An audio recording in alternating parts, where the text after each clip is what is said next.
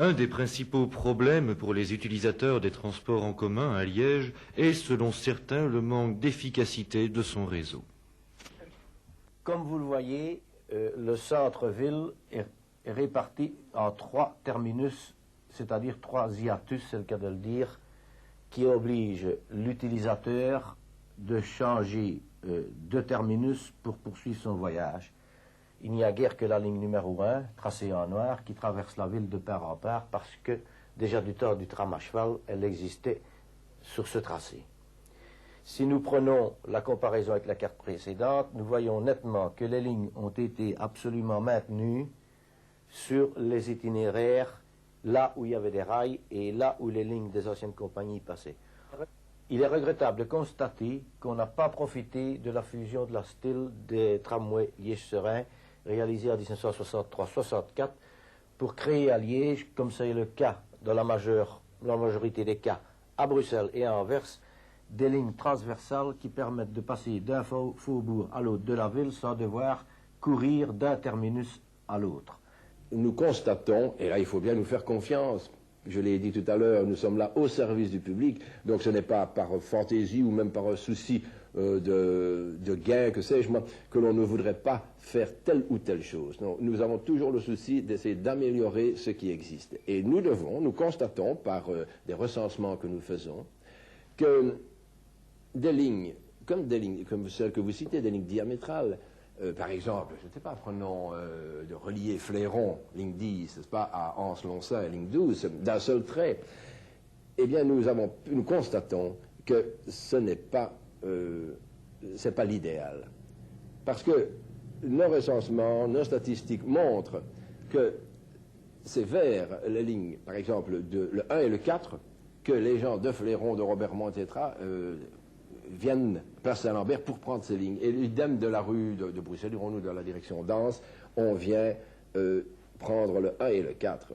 Alors, si nous relions Anse, Lonsin, dirons-nous, à Fléron, d'un seul trait, il y a aussi le risque de voir ceci, c'est que quand un véhicule tombera en panne, ça arrive tout de même, ben, aura des problèmes, pas seulement la panne, mais également de l'encombrement, etc., pris dans la circulation générale, qui ne parvient pas à tenir son horaire, c'est beaucoup plus compliqué, et ce sera donc au détriment du voyageur, d'assurer vraiment, alors là, la fréquence normale, le rythme de passage, n'est-ce pas, aux arrêts de nos bus.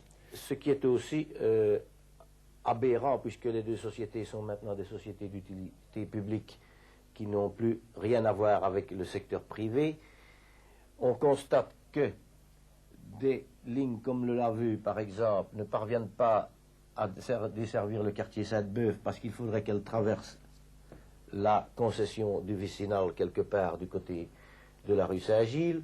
On s'aperçoit que la ligne qui dessert la cité Launay ne parvient pas, malgré les nombreuses habitations qui sont ici, à rejoindre la place Jean de Wild parce qu'elle irait de nouveau sur les, comme on dit vulgairement, les plates-bandes de la SNCV. Et bien entendu, c'est la même chose.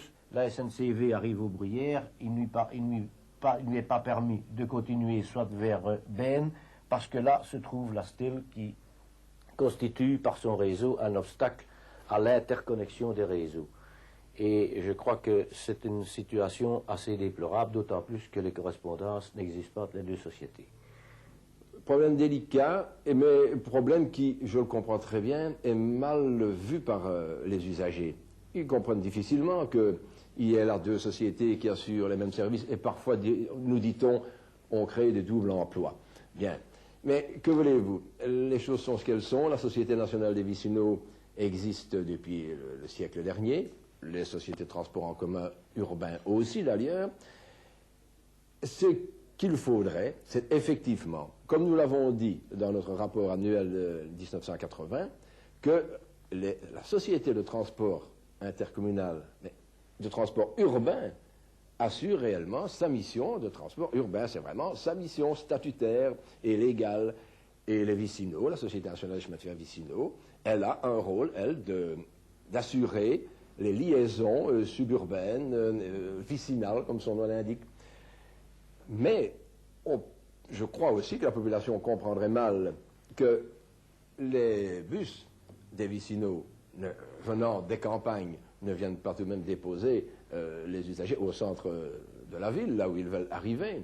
N'est-ce pas? Là, et finalement, ça, nous le comprenons bien aussi.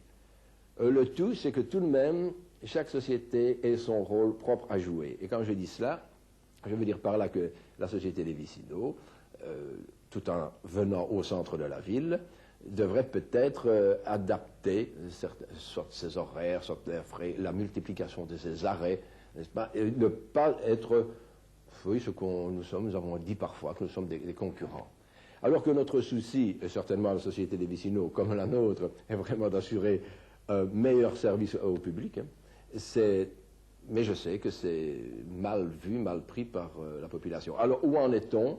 Nous avons effectivement demandé, notre conseil d'administration a demandé à ce que les lignes urbaines soient affectées, attribuées entièrement à la société qui a une mission d'assurer ces services-là, urbains.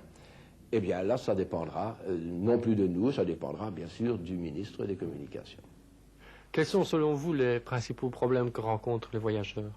Nous en avons déjà cité un principal, c'est la difficulté de les utiliser, ces transports, mais indépendamment de cet aspect qui est majeur, restent les autres aspects qui, eux, ne sont pourtant pas anodins. C'est la fréquence des véhicules, c'est-à-dire la cadence. Il faut savoir qu'il y a des horaires des fois qui sont à 11 minutes, 12 minutes ou 13 minutes, alors qu'un horaire bien cadencé peut être de 10 ou de 20 minutes, et c'est facile à retenir. Un autre aspect non négligeable, ce sont les tarifs. Prenons un exemple concret. Un voyageur se trouve du côté du carrefour de la rue des Françaises et il se rend vers le centre. Il dispose de deux lignes, la ligne 88 qui passe par Glin et la ligne 12 qui descend par la côte. Pour bien faire et pour pouvoir satisfaire à tout trajet qu'il a envie d'effectuer, ce voyageur doit avoir en poche 4 types de transports différents. Une carte A et une carte B de la style, au cas où à Saint-Lambert, il doit se rendre vers l'est de la ville, par exemple Fléron. Et de même une carte jaune des Vicinaux pour voyager dans la ville et une carte rouge s'il veut aller à Lantin. Enfin, je cite un point assez anormal et en tout cas à mes yeux injuste, c'est que contrairement à Bruxelles où la correspondance existe entre les Vicinaux et la Stille depuis 1935 et où elle a été rendue gratuite depuis 1977, ici à Liège, il n'existe aucune possibilité de correspondance entre les deux sociétés.